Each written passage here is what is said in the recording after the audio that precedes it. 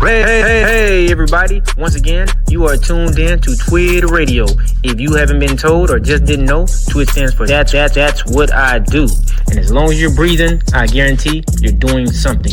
We're bringing you the real, raw, the relevant tackling news, dating, marriage, sports, and more. This is where the black community connects, grows, and thrives. That's what we do in our tribe, circles, and communities. So hit that subscribe button and join the Twitter revolution today. Family, once again, thank you for tuning in. You are tuned in to Twitter Radio. Twid stands for That's What I Do. Let's get started. This is going to be my 100th episode, so I'm proud of myself. The title is Feminism, Satan's Playground. Now I'm going to upload a video, and this video is going to show the lady, or one of the ladies, who would be the authors of this wicked movement, Gloria Steinem. Let's check her out. The question I had for you, I was reading your book. You said that in the March on Washington, you met a Black woman named Mrs. Green, and she brought up an E, Mrs. Green with an E. Green with an E. Right. She brought up the fact that Black women were, in many ways, the reason why the march happened, but so many weren't given the opportunity to speak. Why was that such a profound moment for you? What did you learn in that moment about Black women? Well, she was seeing with eyes that I did not yet have. I mean, I was there just as, I didn't have any job or thing to do there. I was just one of thousands of people. This was the Martin Luther King March, and I was looking at the same platform she was, and she was seeing that there were no women speaking, and she was angry. And you have friends like Maxine Waters, Dorothy Pittman Hughes, Flo Kennedy. What have Black feminists taught you? Feminism. I mean, even before that, I remember I was working with the National Welfare Rights Organization, and they did the first feminist analysis of social policy I'd ever seen. They looked at welfare policy and did a wonderfully funny treatment of it as a gigantic husband that was jealous and looked under your bed for the shoes of other men.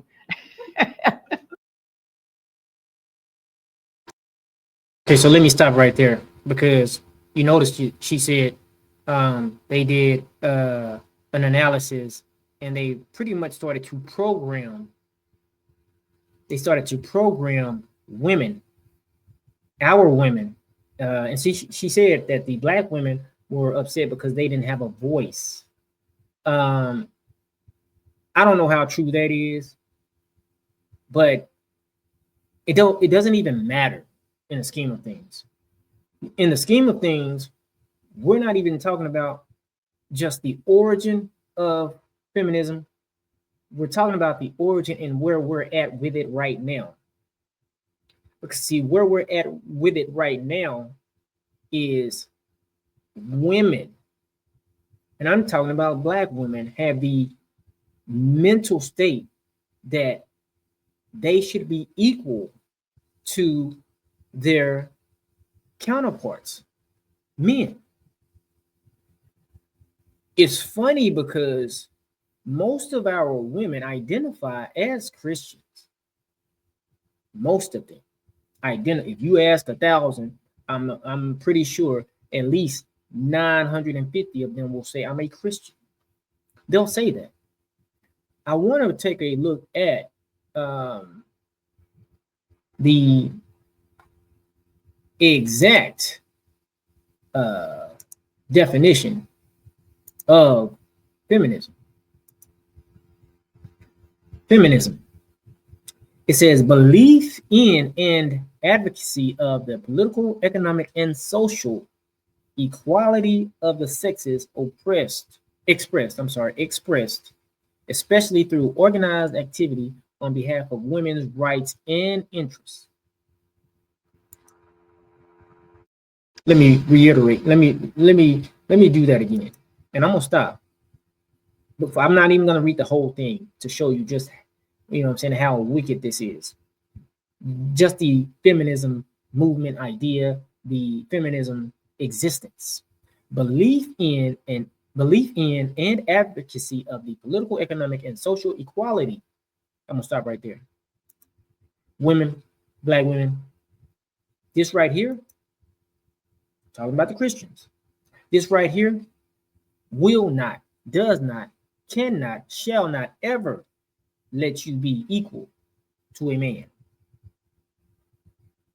As you can see, this is scripture. Christ, husband, our job is to protect family, lead the family, provide for the family. Wife, your job is to comfort, teach, nurture. Children, love parents, obey parents. So you see how feminism, which states the social, economic, political equality of sexes, you see how that one word, equality, goes against the Most High's righteous order?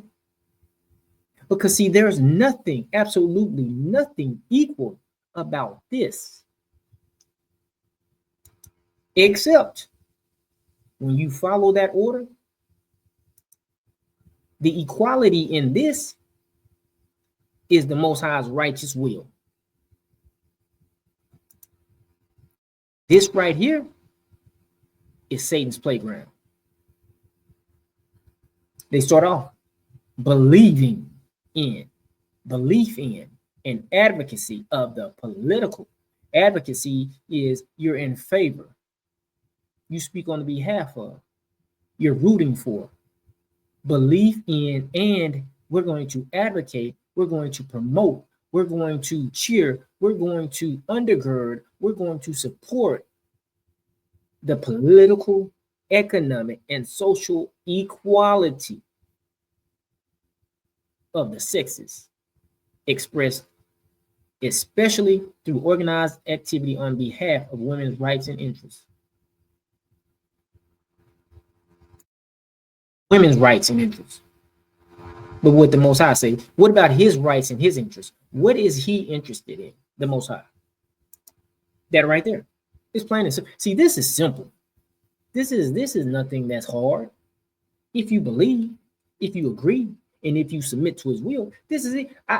You see my job as a husband? I got to protect you. I'm supposed to lead you, and I'm supposed to provide for you. That's what I'm supposed to do, because those are his commands. His commands didn't say to me anything about me being equal to my wife or my wife being equal. For me to be equal to my wife, I got to go down. Look, for me to be equal to my wife, I got to go down. She's got to come up. For me to be equal to Christ, I got to go up. He's got to come down. For my wife to be equal to the kid, you see how this just doesn't work? You see how it's Satan's playground, and he knows this. So for all of you foolish women out there who don't understand, or who don't even want to accept this right here, hang on to feminism. Hang on to it. Love it, nurture it, cuddle it, advocate for it, cheer for it. But know this, feminism, when you operate in feminism, you are operating literally in an organization that hates the Most High's order. Literally. Plain and simple. So for all of the feminism that has kept our women and that has tricked our women into being independent, single, I don't need no man. You don't, what you mean you don't need a man? Look at this. What you don't need a man? How can you say you don't need a man? What if I was to say I didn't need Christ? You see how his umbrella has me covered? You see how my umbrella has you covered? You see how your umbrella covers the kids? But if you say you don't need my covering, if you remove yourself from my covering, whether you believe it or not, you also remove yourself from the covering of the Most High.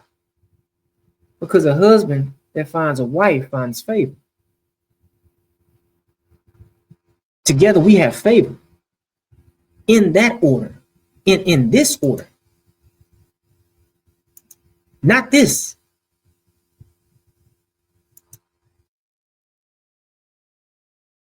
Yes, feminism. It is exactly that. It is exactly the devil's playground. All praises to the Most High, family. This has been our 100th episode. Don't forget to like, share, and subscribe. Till next time, all praises. Peace.